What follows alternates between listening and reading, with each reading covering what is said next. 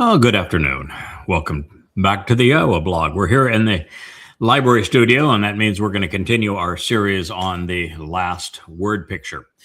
We've actually finished the 31st and final Mashal or proverb, but that's not the end of the story. God has a great deal more to say about the intervention that literally saved the world, had the discussion that we have chronicled in the 31st Mashal not have occurred as it is recorded by the king himself as he presents this intervention by his adoptive mother and his adoptive father, then the world would be a very different place than it is now, because Dowd would not have gotten back up after having fallen down, and there would have been no fulfillment of Pesach, Matsah, and Bakurim, which means there'd be no opportunity for an extension of life or even a chance to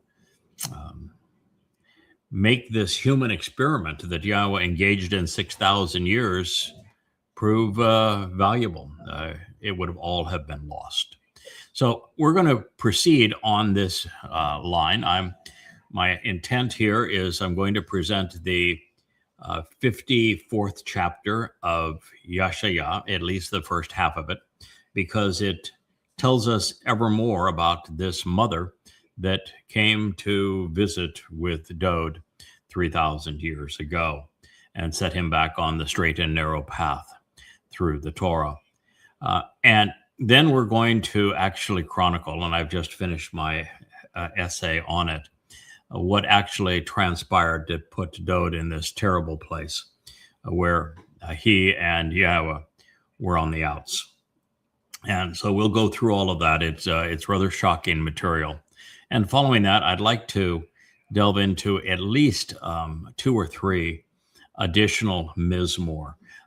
We want to cover the 51st, which I think is the first expression after Yahweh's dressing down of his son following the Bathsheba situation, where Dowd just wallows all over himself. And then I want to deal with the 116th, which is really a celebration of the relationship thereafter.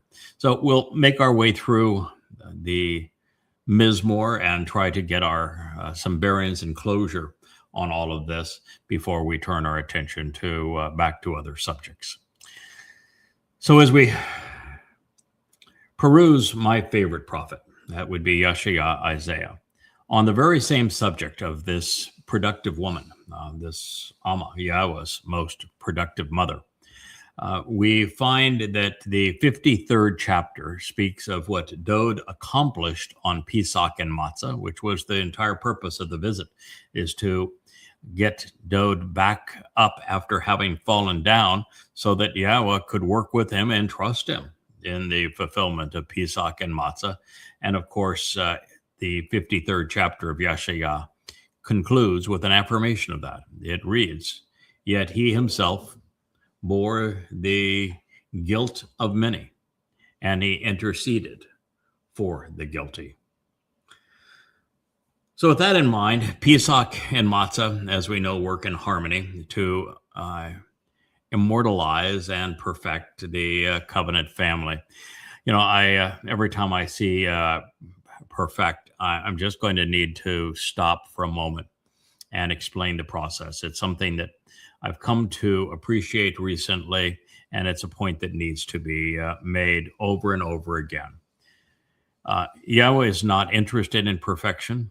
He would be bored out of his mind if we were conceived perfect.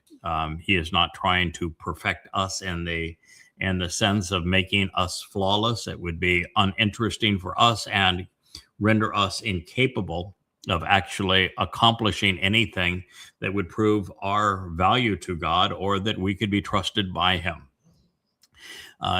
Tama'im, which is the Hebrew word, doesn't actually mean perfect. It is based upon the Hebrew root, the actionable root or verbal root, tamam, and it means to fulfill, to complete, to see the job through, to accomplish what needs to be done right to the very end. And so God's very definition of what he's trying to accomplish says nothing about being flawless. It says nothing about never making a mistake. It says that he is interested in us staying the course, that he wants us to see the job through, to engage and remain reliable, remain resolved to do what needs to be done and to not give up. So if you want a definition of what Yahweh is trying to achieve, it's not perfection. It's to being resolute, to being committed and willing to engage and to stay that way. All right.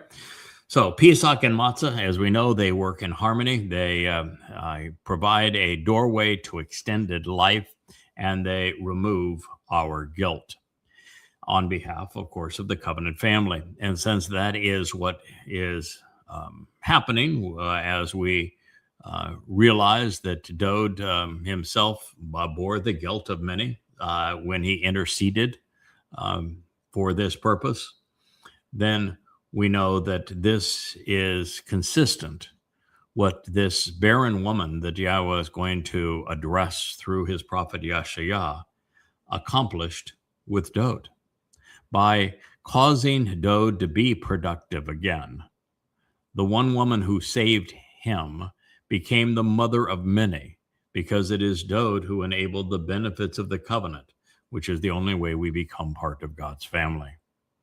Now, what's particularly remarkable, all of the prophets' attention is being directed in everything we're going to discuss in the 54th chapter of Yasha toward a single remarkable woman. And this woman goes from being unable to conceive to being especially prolific with her husband. And in fact, the transition from one to another is so essential to the celebration of the covenant. God says he wants us all to shout for joy over this. So this is the outgrowth. This is the result of the final word picture, the last Mashal. It says, you, of all women, should sing for joy as a ringing endorsement. Ranan, you, feminine singular, should want to shout, choosing to convey the lyrics of a woman overcome with delight in a jubilant song with a melodic and rhythmic accompaniment. It was described in the call imperative, call literal, imperative. This is free will expression of it in second person. And it was written so that the verb, the subject of the verb, is second person feminine singular. So, you, of all women, should sing for joy as a ringing endorsement. O barren and infertile woman who has not yet given birth, a car. Female who has not yet experienced natural childbirth for having been hamstrung in this regard. And she who has not yet borne a child, she who, this is Loa Yalad, she who has not during this confined period of time brought forth and delivered, called perfect, which conveys an actual relationship with a completed time frame, and thus not ongoing as a condition. So the woman also is being presented in third person feminine singular. So, and she who has not yet borne a child, you will become genuinely and ever more serene, bursting forth in happiness. Patzak. You will be at peace without any negative concerns or distress, sparkling and happy, gleaming, bright and cheerful. also second person feminine singular. Ecstatically delighted, Rena. So she will want to shout at the top of her lungs, with her appearance beaming. She'll want to choose to loudly convey a radiant message and countenance while she screams. She who has not yet writhed and trembled in labor. For indeed, great in abundance will be the children of the Shamim, of this desolate woman. Shamim is the deserted and abandoned woman. It was written as an actionable concept, as a call participle in the feminine singular, and so it's a verb that is also a noun. And therefore, Shamim, desolate woman, is an active title. From the children of Baal, the husband to whom she is married. Baal, the Lord and Master she has submitted to in matrimony. Guess what? It's also a verbal noun. Call participle was written feminine singular, speaking of the fact that she, this barren woman who is now conceiving, is doing so in harmony with Baal, her husband. That's not her husband here. It's the husband, Baal. Now, that statement was from Yasha, which means salvation and deliverance, or from Yahowah, Isaiah 54:1. That's a long statement, isn't it? There's a lot to unpack there and to consider. So let's begin at the beginning, because I don't want anybody to miss any of this, because this is really an extraordinary statement. This is Yahowah speaking. He is speaking through the prophet Yasha. And he is telling us that there is a woman who has not yet experienced natural childbirth. And that she is going to be the mother of many, so many that the world needs to sing and she needs to rejoice in this regard. And her proliferation of children is going to be produced through her Baal, through this Lord and Master of her life, who is her husband. And God's not obviously talking about somebody who, has, 13 kids or 14 kids, somebody that barefoot and pregnant their whole life, because those kids would probably be born into a religious family and would be stillborn. So he's talking about children that matter, children that he knows and cares about, children whose lives are worth celebrating. So that makes this even more spectacular. So God is saying, quite frankly, thank you, that there is a woman who has never experienced natural childbirth and the labor of natural childbirth, who is going to be celebrated as the mother of the covenant family in conjunction with Baal. Remember how Baal was used 3 times in the last word picture? Always in conjunction with the adoptive mother that was counseling Dowd as the son of God.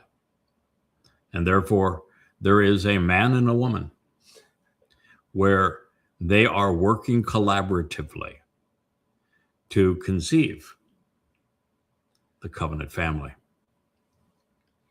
And because she has the same husband, it is clear that that woman is the same that woman who saved Dowd, the woman who saved the Savior of the covenant, therefore becomes the mother of the covenant, does she not?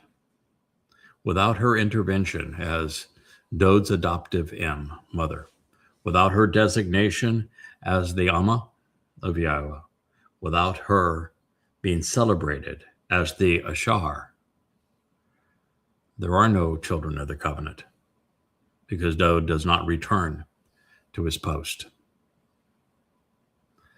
So you, all of all women, you of all women, should sing for joy as a ringing endorsement. Ringing endorsement of what? Ringing endorsement of God's plan, of the achievements that are conveyed through his story of saving our Savior. So you of all women, sing for joy as a ringing endorsement. O barren and infertile woman who has not yet given birth. Therefore, this woman who is serving as the ringing endorsement of the great news of the covenant family has not had a child of her own through natural childbirth. I know such a woman. She had 6 miscarriages. There happened to be 6 women in the Torah and prophets who were barren. And all 6 of those women eventually had their infertile nature resolved favorably by Yahowah, including this one. And she who has not yet borne a child through natural childbirth, you will become genuinely and ever more serene, bursting forth in happiness. Leah has raised a daughter, but it was the daughter of her ex when he went off and had an affair with a woman. She conceived. She was crazy. She couldn't raise the child. And Leah stepped in and said, I'll do it. And she did. But that's not natural childbirth. That child is not part of the covenant. Leah, because of the uniqueness of her blood and the fact that her husband had the same blood type, when a fetus would form, her biological system would simply devour it. And so she was not able to conceive a child of her own. And now, because of that, she's in a position where she can fulfill this prophecy. So she will want to shout at the top of her lungs with her appearance beaming. And this is she who has not yet writhed and trembled in labor. Very, very specific is God in this whole thing. This is a woman who has not experienced natural childbirth. A miscarriage doesn't count in that regard. Someone who has not writhed and trembled in labor. And she is going to be the one who is celebrated. She's the one who is going to finally find her life not only meaningful, but extraordinary in God's presence. I mean, this is a powerful prophecy right in the midst of Yasha, immediately following that tremendous prophecy of how Dowd would finally serve as the Passover lamb. And so now that that has been acknowledged, Yahowah is giving credit to the woman who made that possible. For indeed, great and abundant will be the children of the Shamim desolate woman. Great and abundant, the Rab. So they're extraordinary children, both numerous and abounding in influence. They're the covenant children. And they are from the children of Baal. And that means that she did not do this alone. That the covenant family does have parents. They are the Shamim and Baal, the Amah and Yada. And this is according to someone who ought to know, says Yahowah. Now, we have already seen several of the many prophecies regarding the remarkable Amah, productive mother, that Yahowah presents to his son, Dowd, to restore their relationship, which was badly fractured. And we know that Ruth introduced this title in conjunction with delivering the Baal, this very kinsman redeemer. Further, since the mother fulfilling this role in the last Mashal was married to Baal and became Asher, blessed and beneficial, as was proclaimed by Leah, it's obvious that this Shamim, a desolate woman, who is prophesied to conceive an abundance of children, is that very same person. Shamim, of course, is a clue in this regard because it shares the same root as Shem, name. Leah is among the very, very few Jews who celebrates being a Yahud and who acknowledges Yahweh's name. Shamim shares the same root as Shama, which means to listen, and Shamar, observe, which is the central core of her life. And these are all key elements in the transition from life to death or death to life for all of us. Even Shamaim, heaven, begins similarly. And the inclusion of the second mem in Shamim speaks of motherhood because of the breaking of the water of the embryonic sac at birth, along with the realization that water is indeed the source of life. Its Shamim would be words about water as the source of life.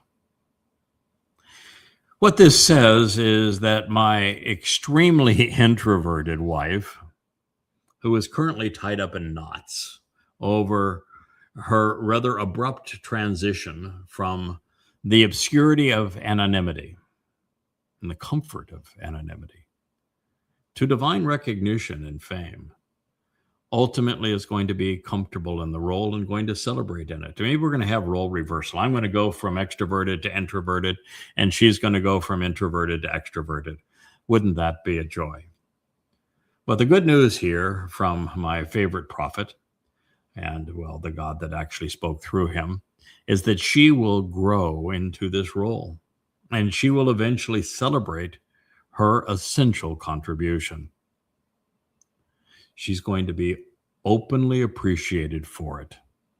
Moreover, now that my Leah understands it, it is like she's become more like me, if you will.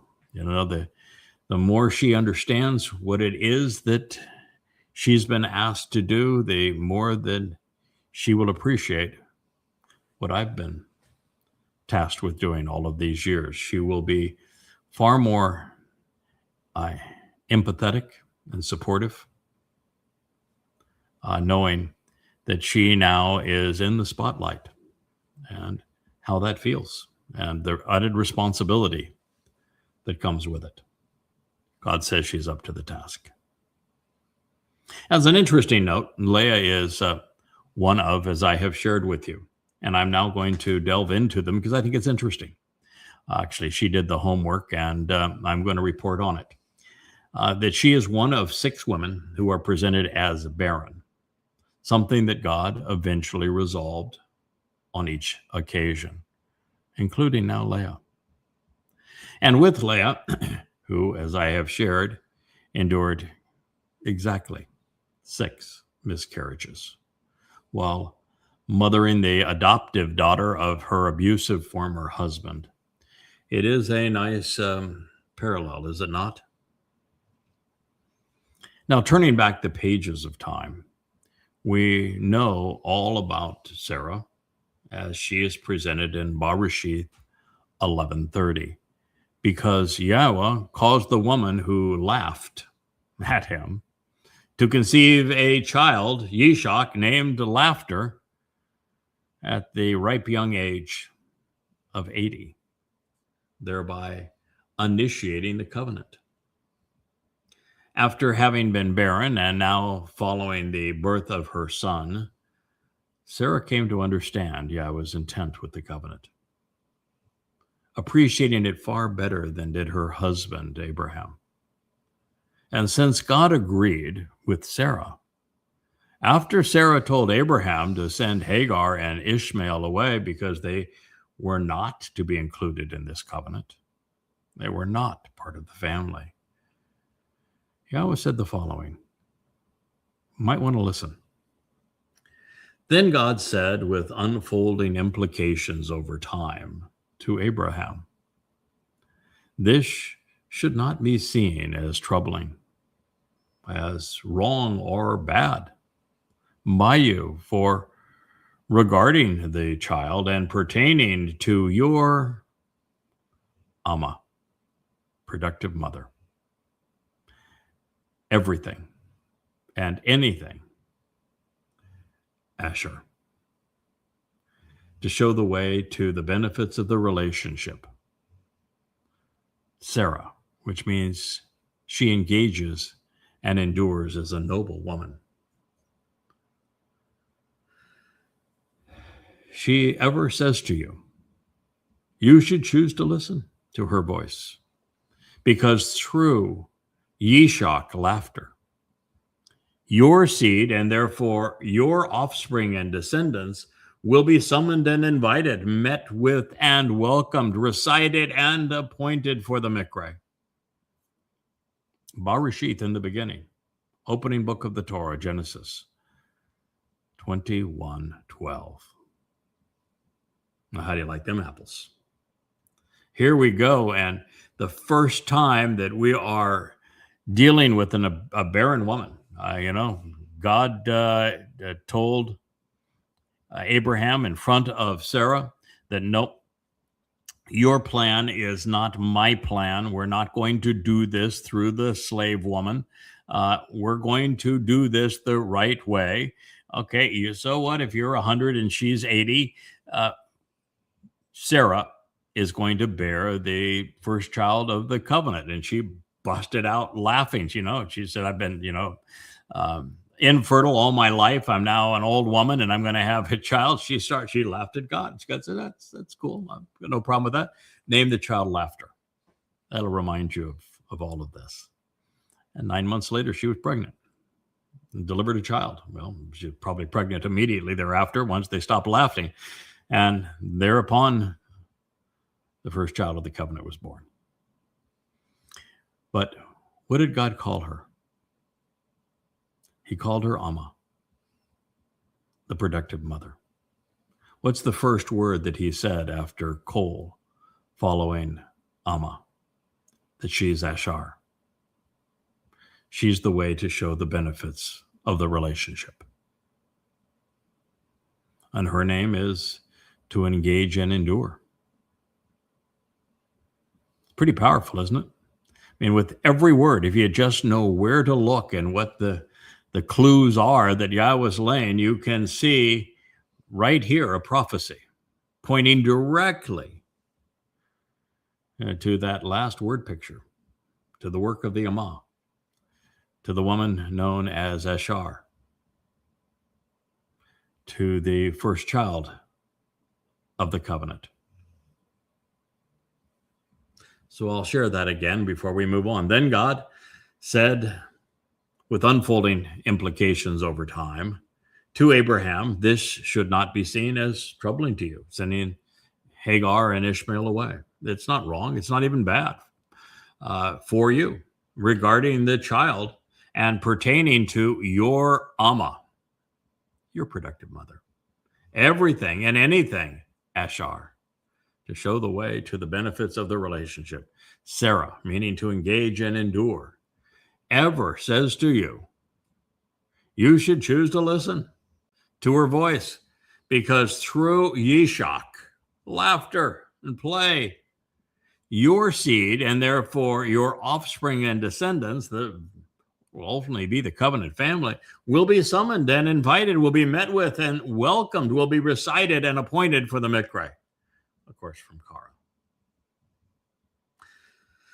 So when Sarah goes from barren to bearing, the first child of the covenant, she instantly becomes Abraham's Amah, productive mother.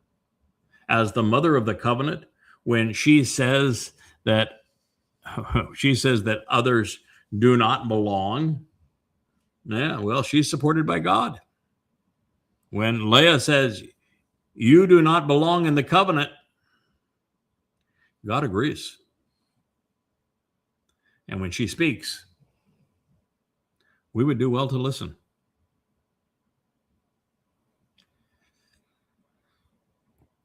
That is the first reference to the Amah and the Yasha.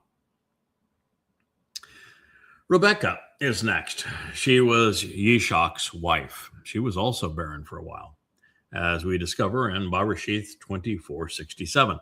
This was, of course, resolved with the twins, Esau and Jacob. Sometimes you get more than you bargain for, and that was explained in 25:23. We'll skip past that because, well, she didn't handle that all that well. She was a bit mischievous, and she left a resolution, something that would have to be resolved for the fractured family to be put back together, because she maneuvered Esau out of his birthright, such that Jacob took it all.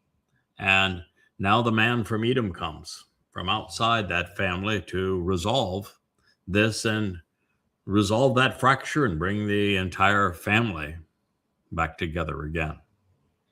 But anyway, next in line was Rachel, who was competing with Leah for her Gadol. Now, Gadol is rendered in almost all English Bibles as older, but it's not what it means. Gadol means far more important sister. So it was Rachel that was competing with Leah, who is the far more important sister, for Jacob's attention. And while she would conceive, her ongoing fascination with idols proved deadly, and she died giving birth to the very troubling legacy of Benjamin. She would become the forefather of the Shauls, both of them, the harbinger of political and religious rebellion. Now, as we know, initially Leah was fertile. She is famous for having become the mother of Yahud, beloved of Yah. But when her childbearing years had passed, she became the model of Ashar, blessed and beneficial, as a surrogate mother, not unlike the role she was playing, our Leah, was playing before Dowd in the final word picture, becoming a surrogate mother. Much lesser known, there's also the wife of Manoah. That is presented in Shaphat, Shaphat Judges 13, 1 through 7. After being unable to conceive, she was approached by a malach of Yahowah. While Israel was maliciously religious at the time and subsequently harassed by the Philistines, she was told that she would conceive a Netzir, a dedicated and devoted one, and all to forestall Israel's collapse. Well, that's interesting. In this prophetic implications, when asked his name, the malach bringing this message said, Hu Philai. It's either he or it, is wonderful beyond comprehension. Thereafter, he rose to heaven in the midst of a fire that was set for an uplifting offering, and his departure then serves to demonstrate the transformative symbolism that's inherent in the Moedim, as we're asked to approach the Isha, the feminine nature of the fiery light.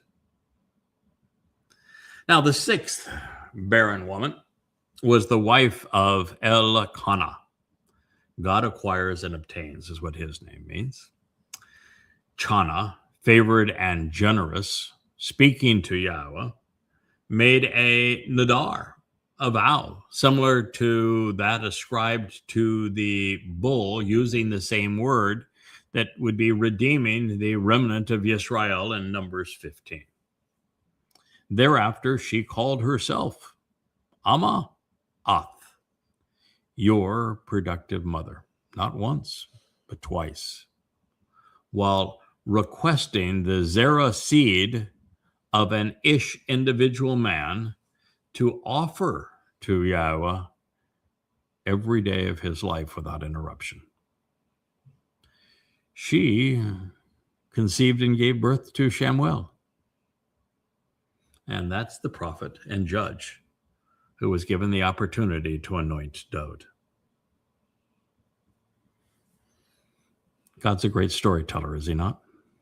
Now, it is curious, and this was such an eye-opener for me, I hope it is for you, that Chana's name sits immediately prior to Chanuk, trained and prepared, dedicated and deployed in many Hebrew texts. Chanuk, you might be saying, scratching your head, who's the heck is Chanuk? Well, what if I were to say Enoch? Chanuk is the person known as Enoch, not the one who stole his name to write the idiotic book. The Enoch who was with Yahowah and then was taken. So that name appears immediately before Chanuk. And Chanuk tells us that it really isn't a name, it's a job description. It says he was trained and prepared. He was dedicated and deployed. Now, this is long before the Torah. So God had to train him and prepare him, dedicate him, and then deploy him. At least this time, before the Torah even existed. Now, if I'm perceiving this correctly, I think that Yahowah has deployed a select group of souls as needed at various places along the timeline to keep his plans and people on track. Should that be the case, and I'm convinced that the evidence is overwhelming and convincing, then God established the model that he would use going forward with Chanuk. As his moniker affirms, he was instructed and equipped, then deployed for this purpose. Based upon the uncommon use of the Hitpael stem, revealing that Chanuk, Enoch, was completely unaffected by societal pressures or constraints, we find an individual influenced by God in advance of his insertion, but not by men, making him particularly serviceable in this role. He is shown on a continual journey with Yahowah, such that they are walking through life and time together. In conjunction with God, their offspring included Yitschaq, a man sent out as a stem. Yes, you heard that correctly. Yitschaq, a man sent out as a stem. You know one of those? I know a guy. I know a guy. Explaining how the choter stem would become the etz diath, the full picture provided by the tree of knowledge, all providing the counsel needed to restore Yisrael and lead them back to the tree of lives. So in this way, they would father many sons and daughters for the covenant over the years, would they not? Now, even the fact that he was and would be known for having existed 365 years at a time when the Hebrew calendar was 354 days, suggests that in another life, this same individual would be the first to correlate God's calendar with man's. Therefore, following the clues, it appears that whatever time, place, or title of Yahweh's choosing, he or sometimes she would be inserted into the ordinary flow of time by Yahweh, then removed, returning to God, awaiting the next deployment. Key to understanding this supportive text is the realization our nephesh soul is what matters. It can be put into or taken out of anybody at any time, and we will be doing that throughout eternity. Our nephesh soul is going to be encased in light and energy. And E equals mc squared says that we can take some infinitesimal amount of that energy and translate it into a physical body for our nephesh soul to reside when we wish to be interjected into the ordinary flow of time in the material world. So for God to do that, having invented DNA and living outside of the constraints of time, is exceedingly easy. And it is a beautiful way to solve this problem of having his plan, our key characters, go astray. Like when Dowd fell off the wagon. And if someone didn't give him a good talking to, the whole plan was going to end up crumbled on the floor. So he inserted his Amah, most productive mother, followed by her husband, Yada. In this case, he's presenting how he is going to accomplish that through Chanuk. So here's the supporting text.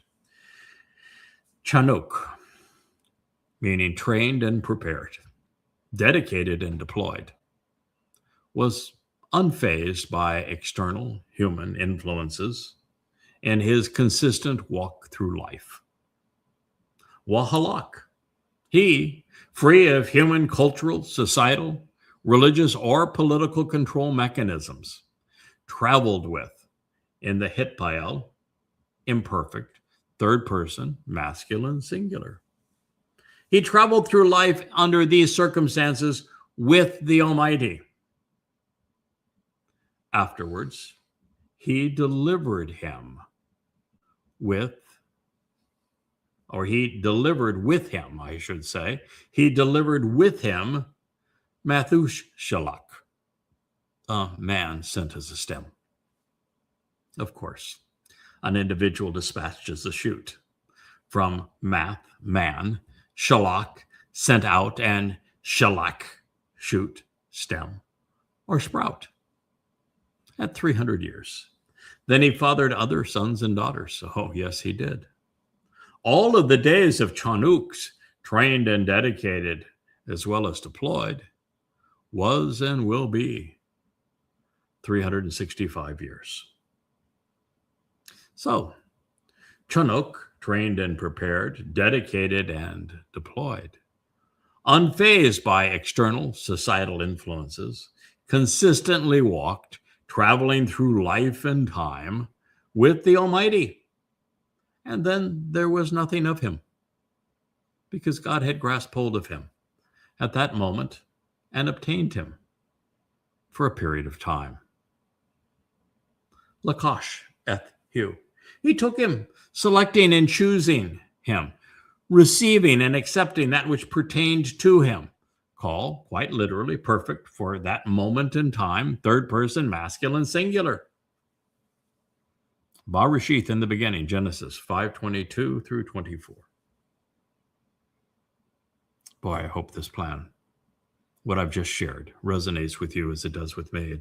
It is the ultimate explanation for all of this.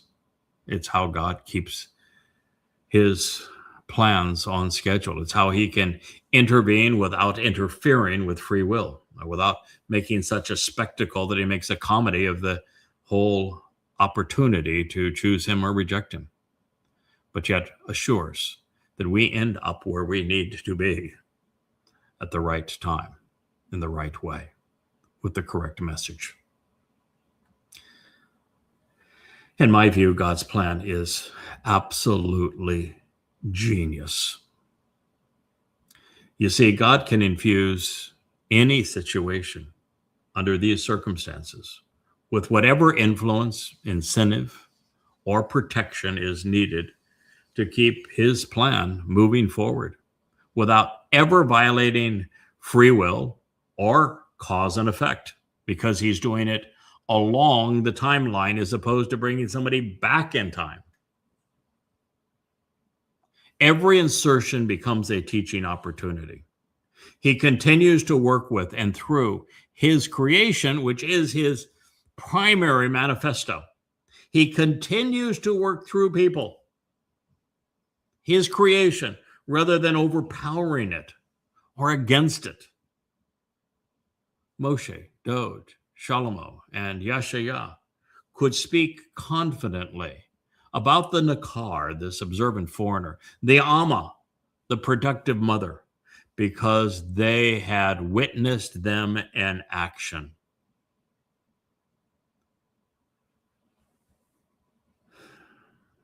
I would think I would give my right arm to have the covenant family and others have an appreciation of how powerful that insight is and how brilliantly it is conveyed through Chanukh, and what it means to be the Choder, to be the Nakar, to be the Ashar, to be the Amah, to be this Shamim.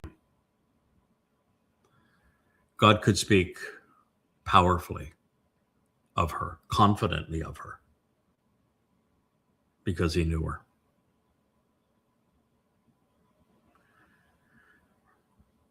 The Shamim, desolate woman whose husband is Baal, in anticipation of her prolific addition to the covenant family, God says to her, you should want to enlarge. To Rakab, you should choose to make expansive and roomy, electing to joyfully take advantage of this opportunity to expand the spatial dimensions of this place, to take a stand and arise of your tent and brilliant dwelling place for your household. And the sheltering curtains of your tabernacle spread out. Do not withhold dimensionality, increasing your cords for the remnant. Mithara ata, the 10 strings which hold up, enlarge, and secure your, feminine singular, dwelling for those who remain. It's from to question, to ponder the implications of, seeking answers regarding Yathar, the remnant who are left. Does that ring a bell? Then elect to strengthen, toughening and hardening Shazak. Yes, there would be a woman who would be Shazak in addition to her man. Your tent pegs. Yasha, Isaiah 54:2. The terminology used in the follow-on sentence affirms that this barren woman's family will be conceived in the years prior to the fulfillment of the fall Mikra in 2033, year 6,000 Yah. This coincides with Leah's marriage to Yada, which is also presented in this prophecy as Baal. With many new children joining the covenant, God will accommodate her growing family during the millennial celebration of Sukkah, by expanding Eden so that it covers the entire earth. The heart of the land will still be Jerusalem, the city of Dowd. Therein, the Makom, we find the standing place, which is the Temple Mount on Moriah, Mount Moriah. The tent will be stationed there at this time. It will be a replica of the tent of the restoring witness. I've seen it flutter in the breeze. And since the Ark of the Covenant will be repositioned inside during this period, the sheltering curtains will have to be spread out again. This reestablishes, of course, the Amah and Asher, Leah, in her role as the fashion coordinator and the seamstress of forevermore. Throughout this announcement, the subject of each action remains a uniquely prolific woman. At the mention of Yitschaq, strengthening and toughening, the mithar, the cords, may seem perfunctory at first glance, since it would be prudent to secure the tabernacle on top of the Temple Mount, would it not? However, it is also a play on words that inspires a pertinent lesson, because it is the mortal remnant whose resolve will need to be intensified for them to prosper during the millennial observance of Sukkah shelters. I had a good friend that wrote me today saying, I don't understand free will in this period. And I don't know if he was asking about the free will of the mortal remnant or the free will of the covenant family who will be teaching them, but just as a insight, because if he had this question, I'm sure others may have it as well. Free will is going to be very different during this celebration of Sukkah, as we have the mortal remnant of Yisrael brought back into this covenant family, which is why Yitschaq here is an important term. Now, people have full reign with free will. They can go completely off the rails. So look at MAGAs and Marxists and Muslims and Christians and the like. I mean, they're crazy with their expressions of free will, and they're allowed to run with it. That is not going to be the case in the millennial Shabbat. And we know that because when Yahowah speaks of reaffirming his covenant upon his return with Yisrael and Yehudim, he is specifically saying that the kind of misleading statements that festered into religions prior to that time will be nipped in the bud. They will not be allowed to build up to the point that they mislead many and take them astray.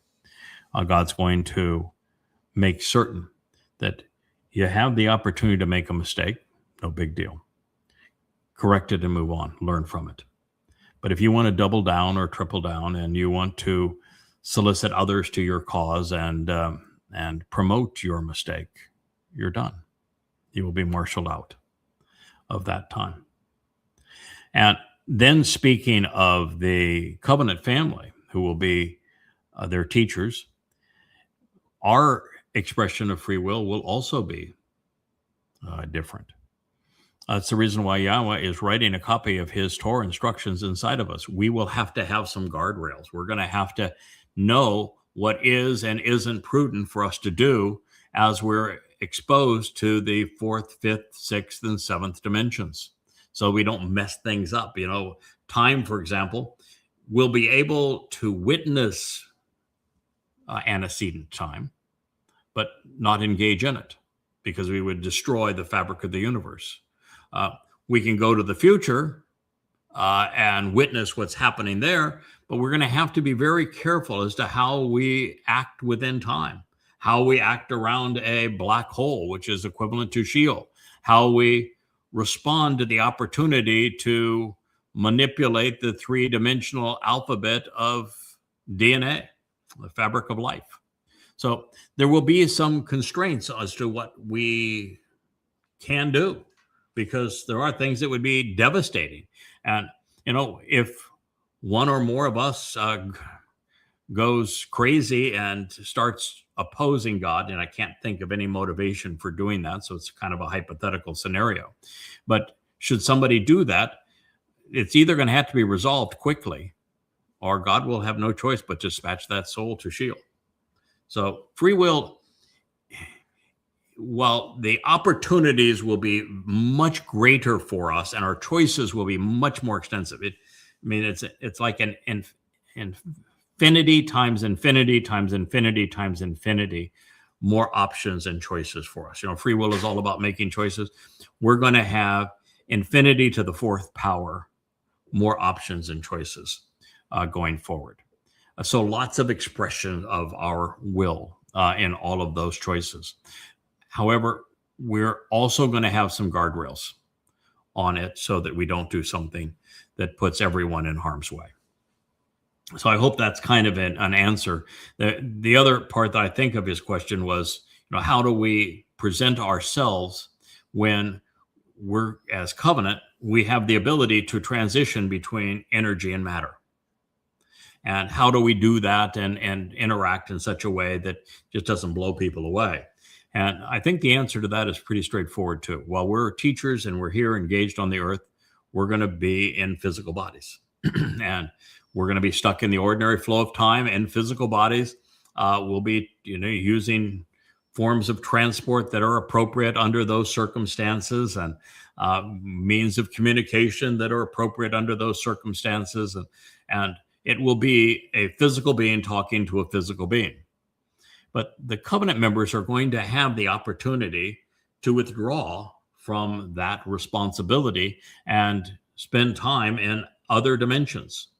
And the scheduling of that, though, becomes exceedingly difficult to even comprehend or speak of here, because while Earth will progress on a normal flow of time, once we leave this realm, you could potentially spend a year exploring someplace in the universe and have 1 second go by here on Earth.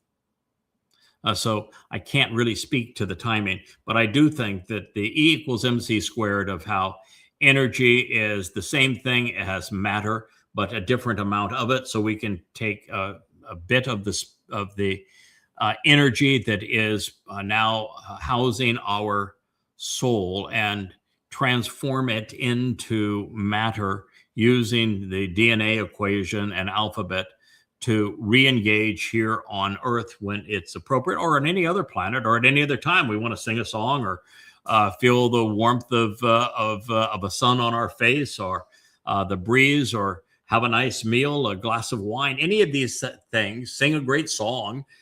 We need that. And so we'll be able to go back and forth between these.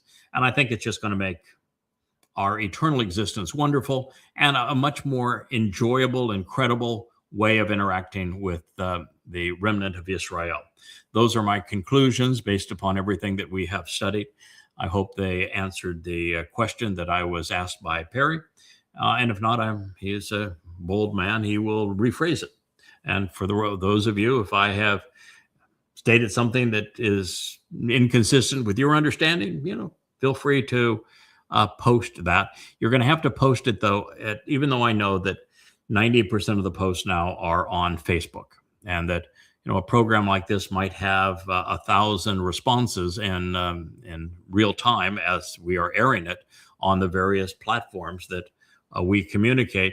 There might be 30, 40, 50 on Facebook, and it's on Facebook that I go to. It's just the easiest platform for me to use, because once the show has completed and I'm now free to interact, that chat room is no longer up on these other social media platforms, and it would just be too much for me to do anyway. It'd be too taken away from other responsibilities. So, little insight in that regard. The best place to reach me, if you have one of these kind of questions, is add a comment to one of the recent posts on Facebook, and I'm sure to see it and can respond to it that way, in a way that would be beneficial to all in terms of the answer. So I think that's the reason why Shazak is mentioned here. We will need to be toughening up. The very tenor of the mortal remnants that is going to enter the Sukkah celebration of the Shabbat during this time, because if they don't have some backbone and some character and some chutzpah, if you will, to use the Yiddish term, they're not going to fare very well, because we're going to be engaged, we're going to be working, we're going to be productive, we're going to show we have the resolve to overcome challenges, and we're going to build a wonderful world together for over 1,000 years, working together. So some shazak will be quite helpful.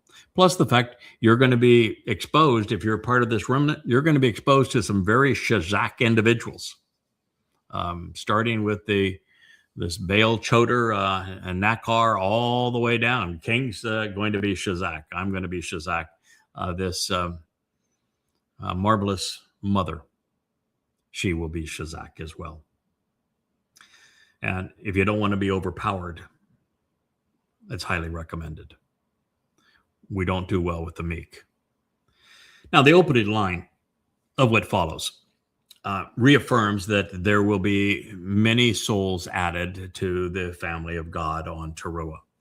Now, this is largely the result of the sacrifice of the Adamah Perah, purging this final remnant who are now spread out to the right and to the left, all around the Temple Mount. At this moment, it is signaling their imminent arrival, and that there will be copious amounts of water that will be released to cleanse these remnant that are gathered of Israelites and Yehudim in the manner of a woman's water breaking, if you will, in anticipation of giving them new life, a second chance, a rebirth. Particularly reassuring is that the Amah's offspring will be spread out, as we've said here, to the right and to the left, to the north and to the south. And that means that there may be some goyim with the Israelites born into the covenant during Teruah, or it could just mean that there will be Yehudim and Yisrael at this. But I think that the most likely scenario is that during the celebration of Teruah, God has promised that there will be goyim brought into Israel with the right attitudes and aptitudes, along with Israelites that will have been minimally, if at all, religious and political. As we have already discovered in Yasha 17, additional goyim will be brought to Jerusalem at this time as laborers. This means that the ethnicities and the nations who subjugated and deposed Jews for centuries will be given the opportunity to repay their debt and to square their accounts. God is fair, after all. It reads, "Indeed, you will give birth, creating a significant spreading out, parats. You will burst forth, symbolic of the water breaking and gushing forth from the womb, to the right and on the left, which is the south and the north. Then your seed, representing your offspring and descendants, will inherit and take possession of the Gentile nations and non-Israelites. They will inhabit the desolated and deserted cities." Yasha, freedom and salvation are from Yahweh. Isaiah 54:3. Well, this is quite a portrait of what we have in store just 7.5 years from now. We should all be celebrating the great contributions, of course, to the covenant family that are provided by our beloved Ashar. And while I'm aware that there are some who don't much like the idea of the covenant's children inheriting the earth and its people, places, and possessions, when perceived from the proper perspective, well, it's beneficial for everyone. This is ultimately a win-win, totally fair. To restore the conditions experienced in Eden, Yahweh must remove all traces of the political and religious, the militant and the conspiratorial. With them gone, their property and possessions will be abandoned. in the ensuing fire, which has no ongoing, anything that has no ongoing value, of course, is going to be incinerated. That'll be including all military hardware, while that which will be of value to the covenant and this remnant, well, it's going to be retrofitted. It'll be reapportioned rather than destroyed. And during the 1,000 years of Sukkah, things like refineries and power plants, farms and roadways will need to be maintained. I mean, maybe that's why the Amah's husband is called Baal. Maybe it's his responsibility as a former businessman to own these things and control them and watch over them and manage them. They're going to need to be managed and maintained, staffed. So there will be people to do such things under the watchful eye of some or more than one members of the covenant. And maybe it will be like a standard org chart where there'll be a CEO and under that individual, there'll be others who oversee the administration of these things. I can see why we would want to continue to have internet connectivity, why we'd want to still have roads and airplanes and boats and farms that are operating, all of these kinds of things, electricity. Now, because it's just not prudent to think that when God restores the earth back to the conditions of Eden, that people are just going to be all naked out there in the trees. No, there's going to be housing. There must be sanitation. There must be a water supply. There has to be services. And then there needs to be a way for us to communicate and teach these people. So that's why the Goyim are being brought in to provide these services and why there must be an administrator over them. So Goyim, if we're looking through all of this, and some may believe this to be unfair, but I would have you consider the cause and the alternative. You see, Goyim have persecuted and plundered Jews nearly to extinction. And at this time, anti-Semitism will be rampant and almost to the point of becoming a global obsession. Just finding Goyim with acceptable attitudes and aptitudes to contribute is going to be slim pickings. So these are the best of the worst, if you will. And they will not be afforded this opportunity. Had they not been afforded this opportunity, their lives would have been extinguished like all the other religious and political idiots out there who were opposed to Jews and Israel during the Great Conflagration. So this is a distinct honor. Also, keep in mind that everyone will be working. It's not just them, including covenant members and all of those included within the remnant. So labor is not punitive. The conditions are going to be ideal. The management will be divine. The rewards will be extraordinary, not only because the Yobel Freedom Clause will likely still apply, but they will be given the opportunity over time to join the covenant family. And even when we reach the first Yobel and all indentured workers are freed, what to keep everybody from continuing to do their jobs? Isn't that God's very definition of what he considers perfection? Therefore, this is a well-deserved reward for the Ashar's family. It's just compensation. It's also a form of accountability. And it is also a marvelous opportunity for all others. God's plan is fair and it's beneficial.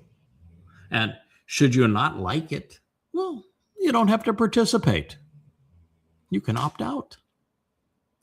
Considering how repulsively the men and women of the mother goddess cult clique, as I like to say, have treated my wife recently, and how discriminatory the world has been towards Jews. I think this is reassuring. And we'll conclude our program with this statement. You should not be concerned about this, because you will not be humiliated or distressed again. You will never be disapproved or shamed by anyone. You will not be mistreated or deprived. Think of what Jews have gone through at the hands of Christians and Muslims and Marxists. Not going to happen again. By contrast, you will not be anxious, dismayed, or confused. Indeed, you will forget being disappointed, humiliated, and shamed when you were younger. And then the contemptible and dishonorable condition of being insulted by you being abandoned by a spouse and forsaken, you will no longer recall or remember ever again. God is setting up the opportunity for a new beginning, a fresh start. This perfect scenario where all of the horrid things that have taken place again are bygones. And we start over with a fresh slate. And working together, all making a contribution, Goyim and Yehudim, men and women, boys and girls, everyone gathered into this opportunity. The horrible conditions of human civilization over the past 6,000 years will be forgotten. And we will begin anew, creating the kind of conditions and people and attitudes and aptitudes that can impress our God, that can earn his trust, that can cause us to feel good about ourselves and about the situation we're in, about the contributions that we're making. So I'd like to leave you at that for this evening. We've gone an hour and 12 minutes into our program. Look forward to being with you next time. I think that this recap by Yasha, by Yahowah, speaking through Yasha, is such a marvelous way to expand our understanding of that woman and the consequence of her life as she saves our Savior and therefore becomes the mother of the covenant, and how she works together with her husband to achieve all of these things and what we're going to experience over these next 7.5 and then 1,000 years thereafter. It's all being shared with us in a very informative way. So thank you for your time, and look forward to being with you again tomorrow. Good night.